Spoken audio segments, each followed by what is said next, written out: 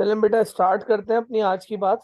देखें, एक क्वेश्चन है, इसको मैंने पिक इसलिए किया है क्योंकि इसके अंदर ग्राफ बनाना है और ग्राफ बड़ा इंपॉर्टेंट है। मोमेंटम टाइम ग्राफ आपका बनाने के लिए आता है, तो इसको जरा देखते हैं डिटेल में कि क्या है सवाल। Define force. देखें, हम ओ लेवल में होते तो हम बोलते फोर्स इज एनी पुश और पुल, मगर अब ये बोलना बहुत ज्यादा जो है वो बिलो स्टैंडर्ड हो जाएगी ये बात। अब हम ये नहीं बोल सकते, तो what we should do instead, हम इसमें लिखेंगे रेट ऑफ। अब फोर्स के बारे में हम लोग लिखेंगे कि rate of change of momentum, rate of change of momentum is equal to resultant force. अच्छा, आज आखिरी क्लास है हमारी ये डायनेमिक्स की। नेक्स्ट क्लास से इंशाल्लाह हम लोग फोर्स से शुरू करेंगे। तो rate of change of momentum is equal to resultant force, ये आपने इसमें मेंशन करना है। अच्छा, इसका फॉर्मूला क्या होता है फोर्स का, वो भी हम देख चुके हैं कि वो डेल्टा पी अपॉन टी के बराबर होता है, या उसको ऐसे भी लिख सकते हैं M bracket v minus u upon t. और ये निकला कहाँ से है, ये बेसिक फॉर्मूला ये था F is equal to M A का, और इससे हम लोगों ने इसको ड्राइव किया है, इसकी जगह v minus u upon t रख के। ठीक है, तो ये इस तरीके से होगा हमारे पास।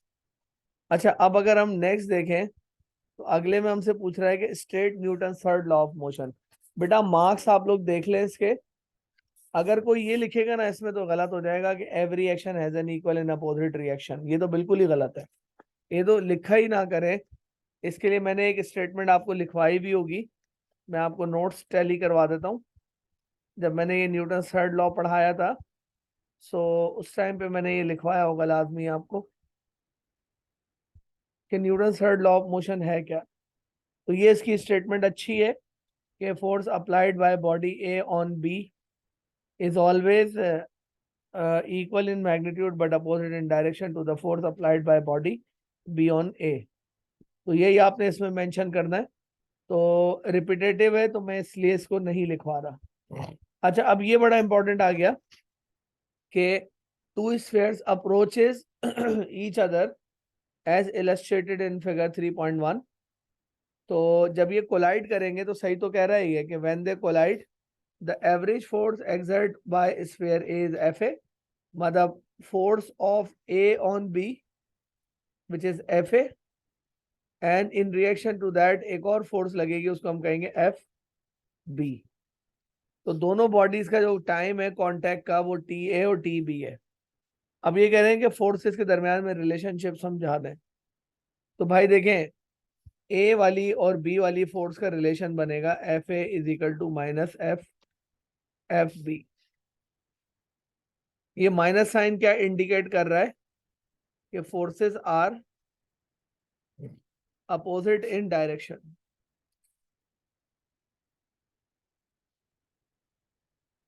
अच्छा, टी ए और टी बी, भाई देखें जब ये दोनों बॉडीज आके टकराएंगी ना, जब ए वाली बॉडी बी वाली बॉडी से टकराएगी, तो जितनी देर के लिए ए बी के कांटेक्ट में है, उतनी ही देर में आपके पास जो है वो बी ए के कांटेक्ट में होगा। तो ये तो आपके पास सेम होंगे, टाइम ऑफ ए बराबर होगा टाइम ऑफ बी के। जो बच्चे अभी भी आए मैं जरा रिपीट कर देता हूँ। देखिए, मैंने एक सवाल स्टार्ट किया हुआ है डायनेमिक्स का, तो मैं ये कह रहा था कि आज ये लास्ट क्लास है हमारी डायनेमिक्स के ऊपर, फिर इंशाल्लाह हम लोग फोर्सेस स्टार्ट करेंगे। और डिफाइन फोर्स मैंने यहाँ पे इसका आंसर लिखा है कि ये rate of change of momentum के बराबर होता है रिजल्टेंट फोर्स। अच्छा, फिर न्यूटन थर्ड लॉ की स्टेटमेंट लिखनी है, मैंने लिखवाई नहीं क्योंकि मैं नोट्स में ऑलरेडी आपको लिखवा चुका हूँ। अच्छा, फिर ये दोनों बॉडीज एक दूसरे की तरफ मूव कर रही हैं तो ये आके टकराएंगी, तो टकराने के वक्त ए वाला एक फोर्स लगा रहा है स्फीयर ए एफ ए, और स्फीयर बी एक फोर्स लगा रहा है एफ बी। तो सवाल ये पूछा गया है कि एफ ए और एफ बी में क्या रिलेशन है, तो मुझे पता है कि एफ ए राइट वर्ड्स होगा तो प्लस होगा, F B right leftward होगा तो नेगेटिव होगा, दोनों का मैग्नीट्यूड सेम होगा। और जितनी देर के लिए ए बी को कांटेक्ट में रखेगा अपने साथ चिपका के, टच करके, तो टी ए बराबर होता है टी बी के। अच्छा, अभी कह रहे हैं use your answer in one two show that the change in momentum. तो देखिए बेटा, फोर्स का फॉर्मूला क्या होता है? वो होता है change in momentum upon time. तो चेंज इन मोमेंटम बराबर हो जाएगा फोर्स मल्टीप्लाई बाय टाइम के। तो हम यहाँ पे क्या लिखेंगे? F A into T A is equals to minus F B T B. तो ये हम लोगों ने चेंज इन मोमेंटम को यहाँ पे इक्वेट कर दिया। देखिए बेटा, ये वाली बात सही है? क्लियर है आप लोगों को? अच्छा, अब आगे क्या है? देखिए भाई, आगे ये सवाल है बड़ा खतरनाक किस्म का, और इसको हम लोगों ने डील करना है। देखिए, इसने मुझे कहा हुआ है, मैं थोड़ा सा डार्क कर देता हूँ इस चीज को। हो सकता है आपको ऑनलाइन देखने में भी बड़ा मसला हो रहा हो, मैं इसको थोड़ा डार्क कर देता हूँ। देखिए बेटा, ये जो ग्राफ है ना, ये ऑलरेडी इसने दिया हुआ है मुझे।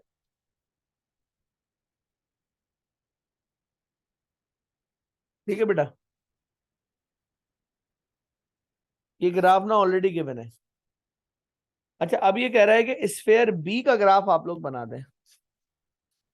यार, अगर मैं इसमें स्फेयर बी का ग्राफ बनाऊं ना बेटा, तो वो आप लोग कैसे बना सकते हैं? देखिए, स्फेयर ए का मोमेंटम रीड कर सकते हैं आप लोग, कितना आ रहा है? आप लोग इसका मोमेंटम रीड करने में हेल्प कर दें जरा। मोमेंटम कितना आ रहा है इसका, रीड करिएगा। स्फेयर ए का मोमेंटम कितना है?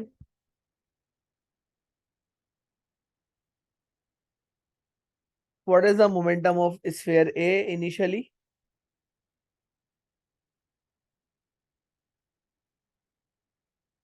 देखें, यहां से रीड करें कितना आ गया, ये 6 आ गया।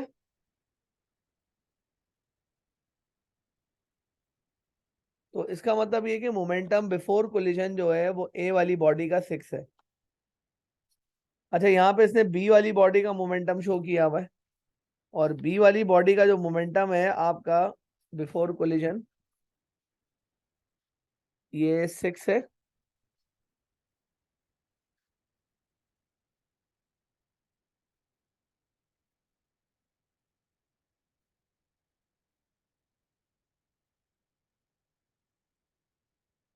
ठीक है जी बेटा, ये 6 आ रहा है।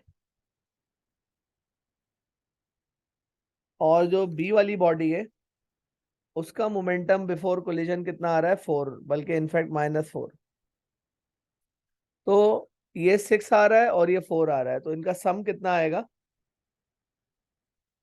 सम ऑफ मोमेंटम बिफोर कोलिजन कितना आएगा? 6 प्लस -4।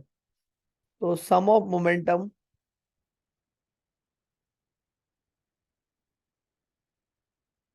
आपका आ रहा है इसमें कितना? 2 आ रहा है। नहीं। अच्छा, अब देखें, इसने एक चीज और शो की हुई है मुझे यहाँ पे, कि ए वाले स्फेयर का मोमेंटम 6 से चेंज होके कहाँ चला गया? 6 से चेंज होके चला गया -3। मगर मुझे पता है कि अब भी स्फेयर ए और स्फेयर बी का मोमेंटम का सम 2 आएगा, क्योंकि सम ऑफ मोमेंटम बिफोर कोलिजन और आफ्टर कोलिजन बराबर होते हैं। तो अब मुझे ये लग रहा है कि अगर ये -3 है और सम ऑफ मोमेंटम बिफोर कोलिजन 2 आ रहा था, तो मुझे इतना पता है कि -3 में क्या ऐड करें कि आंसर 2 आ जाए। तो इसका मतलब है कि x इज इक्वल टू 5 आएगा। तो अब आपने क्या किया? आपने 5 के ऊपर जो है वो एक लाइन बनानी है। बिल्कुल इधर।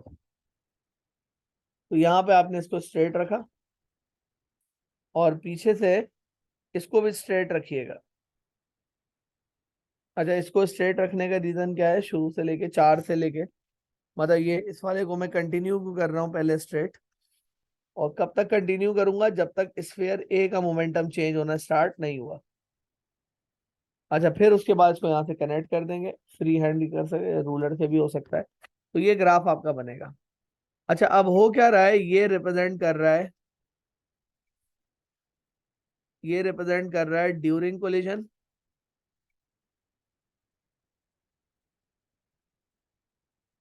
ये रिप्रेजेंट कर रहा है ड्यूरिंग कोलिजन, ये रिप्रेजेंट कर रहा है बिफोर कोलिजन,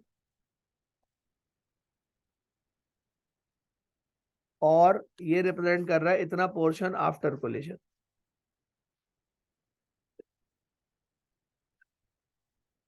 और ये ड्यूरिंग कोलिजन है बीच में, यानी कि जब कोलाइड हो रहा है तो एक बॉडी अपना मोमेंटम 6 से -3 शिफ्ट करती है और दूसरी बॉडी अपना मोमेंटम -4 से 5 शिफ्ट करती है। और सम ऑफ मोमेंटम बिफोर कोलिजन भी 2 आ रहा है और सम आफ्टर कोलिजन भी आपका इंशाल्लाह कितना आएगा, 5 + -3 यानी = 2। देखिएगा बेटा यहाँ तक की बात देखें जरा, मुझे एटलीस्ट थोड़ा सा बताएं कि ग्राफ आपको समझ आया। आप इस ग्राफ की स्क्रीनशॉट भी ले लें, बड़ा इंपॉर्टेंट ग्राफ है। और मुझे जरा बताएं चैट पे एटलीस्ट या माइक से बताइएगा कि आपको ये बात समझ आ गई आप लोगों को।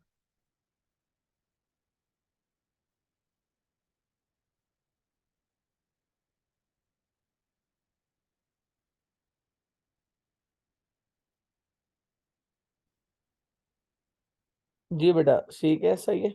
Yes yes yes. तो ये इस तरीके से बनेगा। असल में देखिए मैंने क्या किया, मुझे स्फीयर ए का ना मोमेंटम बिफोर कोलिजन 6 था और आफ्टर कोलिजन -3 था, मगर बिफोर कोलिजन बी का मोमेंटम भी दिया हुआ है -4। तो ये हमने निकाला पहले इसका सम, तो 2 आ रहा है तो आफ्टर कोलिजन भी 2 आना चाहिए। तो 3 मार्क्स का ग्राफ प्लॉट करना था हमें, वो बड़ा इंपॉर्टेंट क्वेश्चन। अच्छा बेटा ये क्वेश्चन देखिएगा, ये भी बड़ा इंपॉर्टेंट क्वेश्चन है और बड़ा अच्छा सवाल है ये। आप लोग पहले सवाल पढ़ लें ताकि बात करने में फिर जरा आसानी हो मुझे। आप जरा क्वेश्चन को रीड कर लें एक दफा, आप लोग रीड कर रहे हैं अभी सवाल।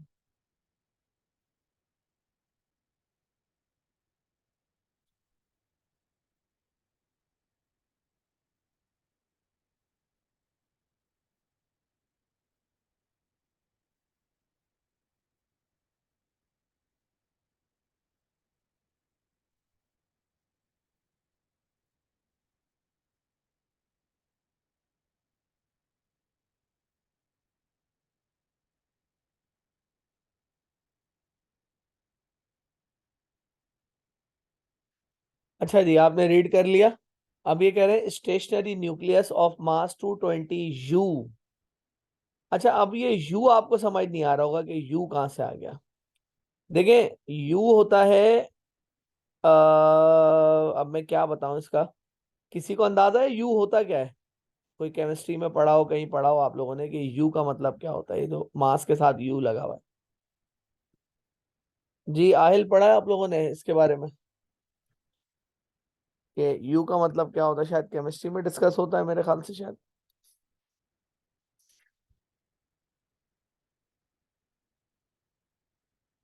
देखिए यू जो है ना, जी बेटा।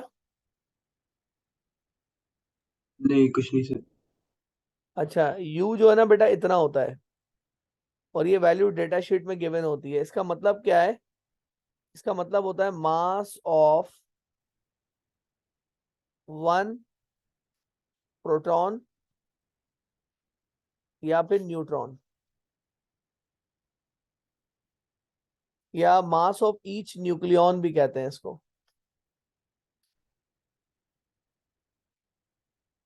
देखिए ये मेरी क्वेश्चन सॉल्विंग उसमें तो आ जाती है वीडियो के अंदर, मगर ये कि आप इसकी पिक्चर्स वगैरह भी ले लिया करें, स्क्रीनशॉट ले लिया करें। जो मैं जैसे ग्राफ मैंने बनाया है इसका ले लेते तो बेहतर था। इसकी तस्वीर ले लें बेहतर है, एक दफा स्क्रीनशॉट ले लें अपने पास रखिएगा।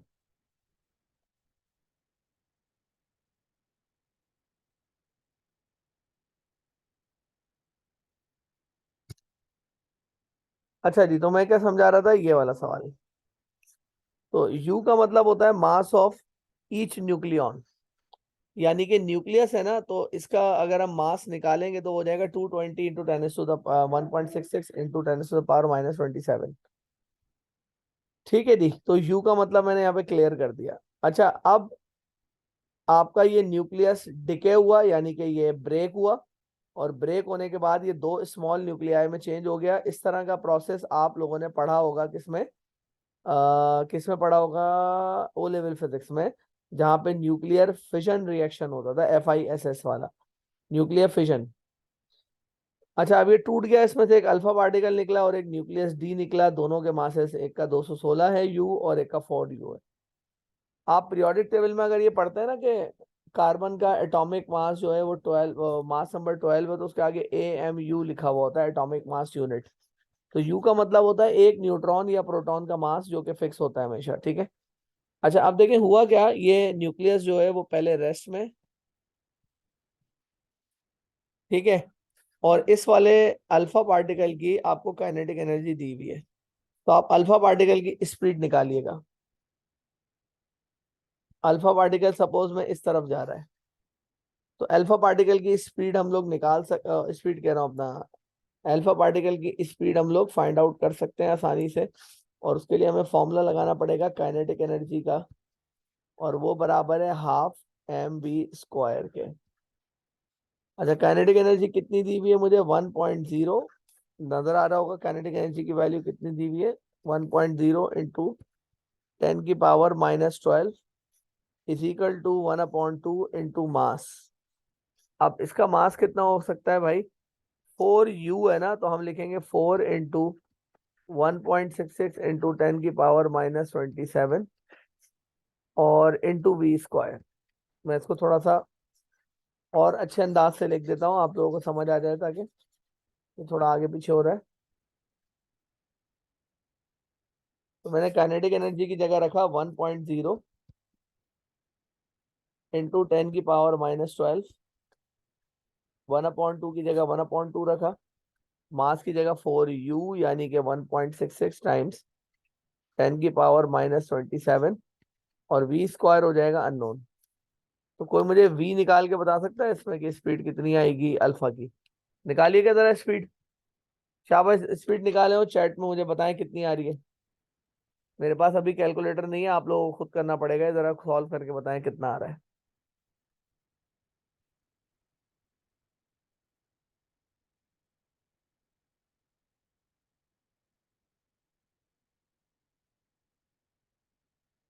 जी बेटा, आप लोग v निकाल रहे हैं, जरा मुझे बता रहे हैं फिर कितना आ रहा है।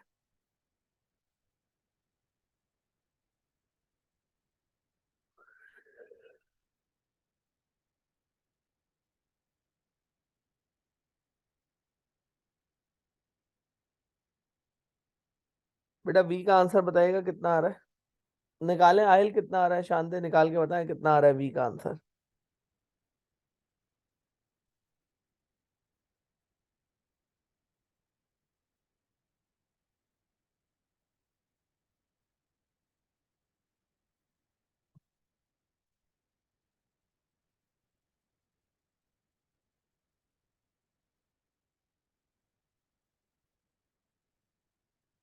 स्पीड आप लोगों ने निकाल ली 1735, तो बेटा इसको जरा राउंड ऑफ कर लो ना, तो 1 2 3 4 5 6 7,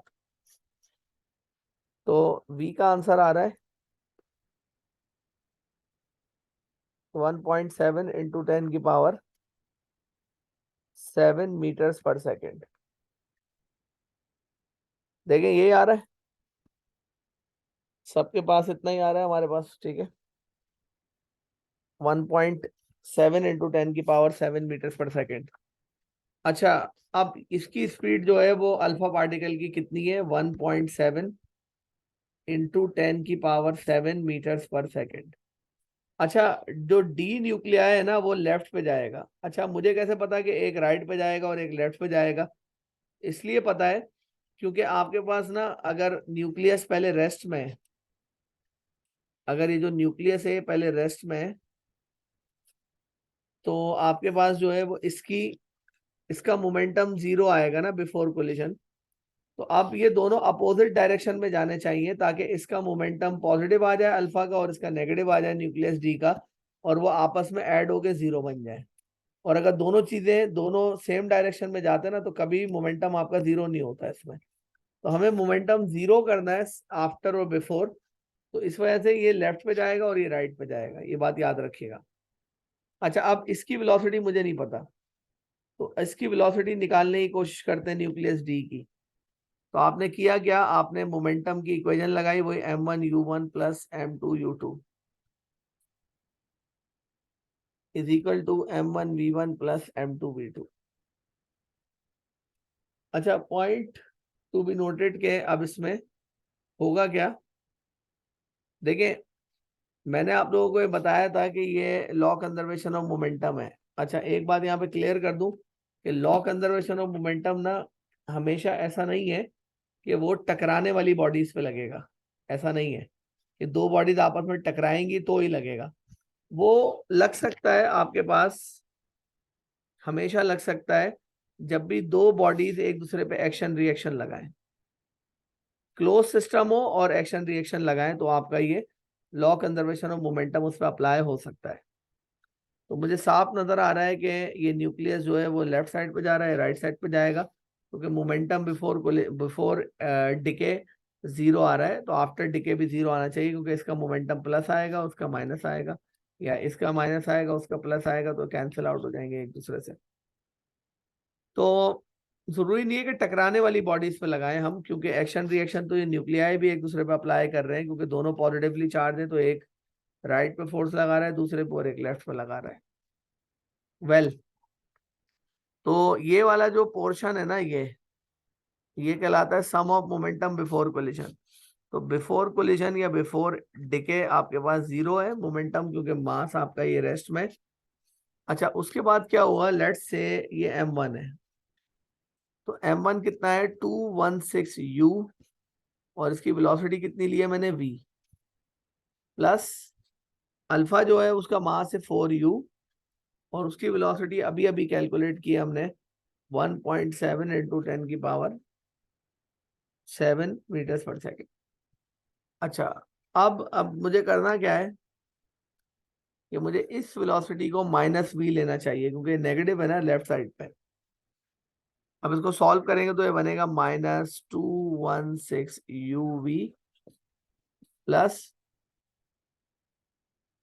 4u इंटू 1.7 इंटू 10⁻⁷। ये उधर चले आएगा, तो ये हो जाएगा 216v is equal to 4u। ये वाला 216 को जब उधर मूव करेंगे तो हो जाएगा 216uv is equal to 4u into 1.7 into 10⁻⁷। u से u कैंसिल, तो v का आंसर आएगा 4 इंटू 1.7 इंटू 10⁻⁷ डिवाइडेड बाय 216। आप v का आंसर बताएं कितना आ रहा है।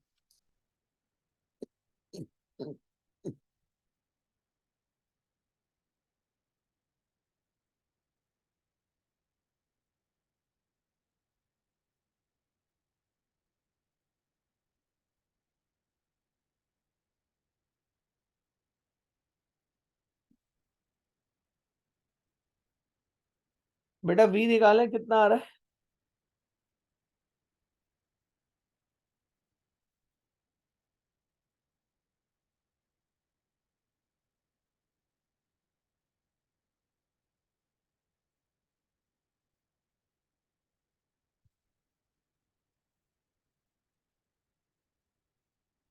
जी, आपके पास आंसर आ रहा है आहिल 1 2 3 4 5।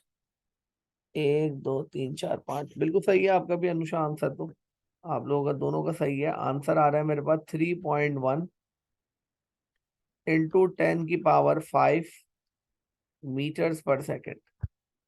तो इसका मतलब है कि इसकी वेलोसिटी राइट साइड पे इतनी है, और इसकी वेलोसिटी लेफ्ट साइड पे कितनी हो जाएगी, 3.1 इंटू 10⁻⁵मीटर्स पर सेकेंड। आप ये इसका स्क्रीनशॉट ले लें और जरा इसको सवाल को देखें, फिर हम अब देखते हैं कि इसने पूछा क्या क्या है हमसे।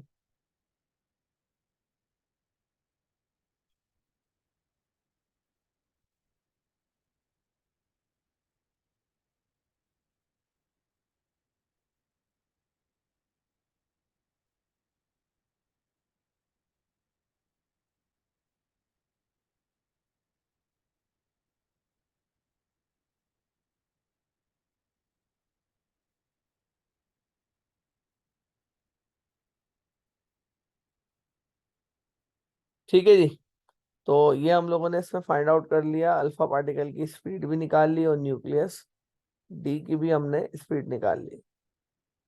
ठीक है, ये दोनों चीजें फाइंड आउट कर ली इसमें। अच्छा, अब सवाल ने स्पेशली पूछा क्या है वो हम चेक कर लेते हैं। मैंने तो पूरा सवाल सॉल्व कर लिया खुद ही। अच्छा, मोमेंटम बिफोर कोलिजन जीरो आएगा, उसका रीजन क्या है? उसका रीजन ये है कि पहले रेस्ट में है। उसने खुद बताया ना कि स्टेशनरी न्यूक्लियस था और वो डिके होने के बाद 2 में ब्रेक हो गया, 216 में, और 4u में ब्रेक हो गया ये। ठीक,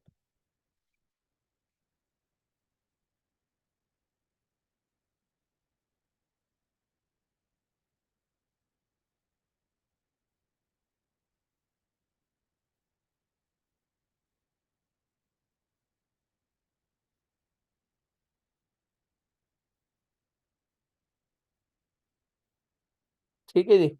अच्छा, अब सवाल देख लेते हैं क्या है। Straight law conservation of linear momentum, law conservation of linear momentum हो या लॉ कंजर्वेशन ऑफ मोमेंटम हो, बात एक ही है हमारे पास। ठीक है,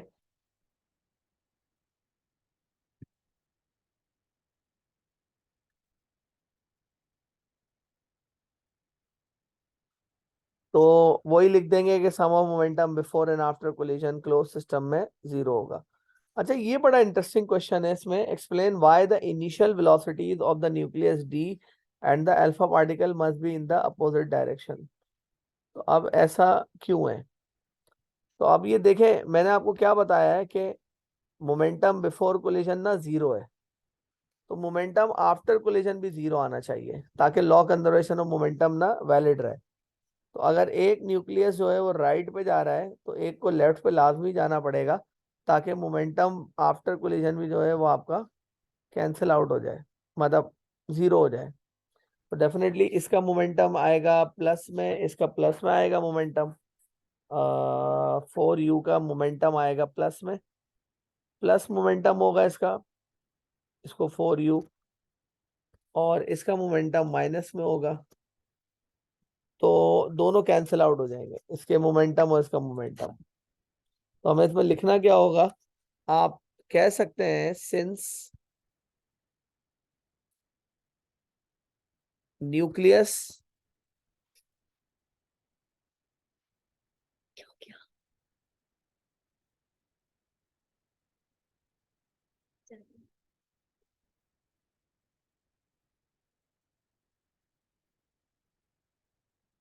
since nucleus before decay is stationary,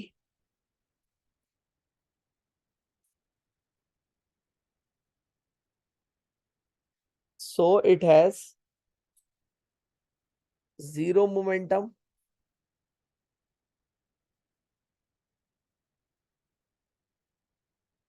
after decay in order to have the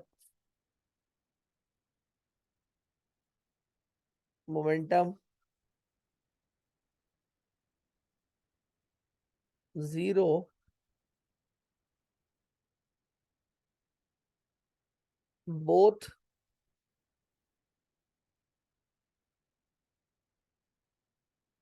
nuclei must move in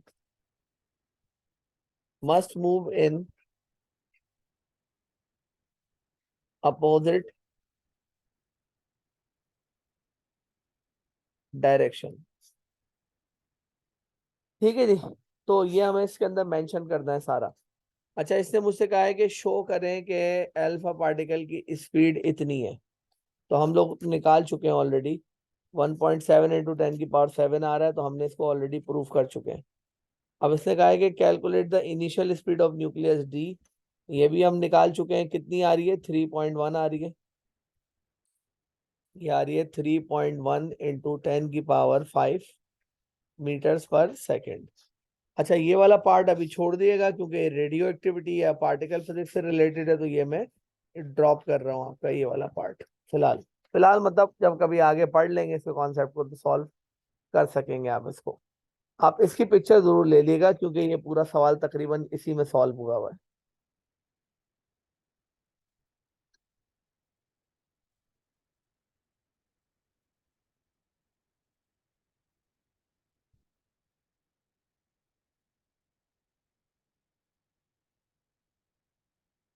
बेटा ठीक है, आप जरा मुझे बताइएगा ये आप लोगों को समझ आ गया?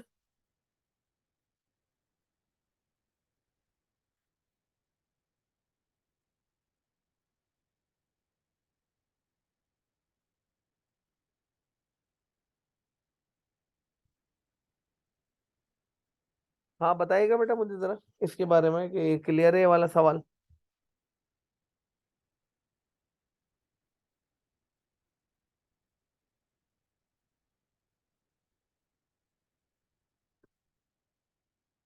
जी अब्दुल्ला बताइएगा बेटा, क्लियर है ये?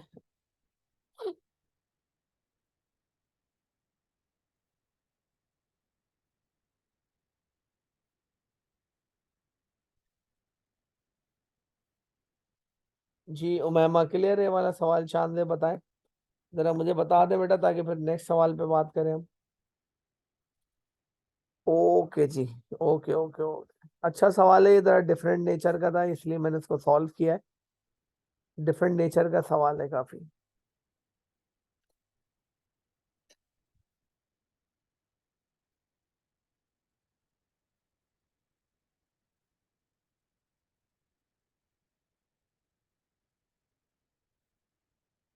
तो लेट्स सॉल्व दिस क्वेश्चन, ये भी थोड़ा सा अच्छा सवाल है काफी। तो state the principle conservation of momentum, बड़ा फ्रीक्वेंटली आस्क है। State the difference between an elastic and inelastic collision, हमें एक डिफरेंस बताना है इलास्टिक और इन इलास्टिक में। तो आप ये लिख सकते हैं कि in elastic collision kinetic energy before and after collision is conserved, but this is not the case of in elastic collision, पूरा हम इसमें मेंशन कर सकते हैं। अच्छा जी, अब ये वाला जो क्वेश्चन है इसके अंदर ये कह रहे हैं कि एन ऑब्जेक्ट ए, उसकी वेलोसिटी ये दी हुई हमें, और ये कह रहे हैं कि इसकी वेलोसिटी आप निकाल लें। तो कोई मुझे इसमें से निकाल के दे सकता है कि कितना आएगा हमारे पास? आप ये निकाल सकते हैं? फॉर्मूला लगाएं M1U1 वाला और निकालने की खुद से कोशिश करें।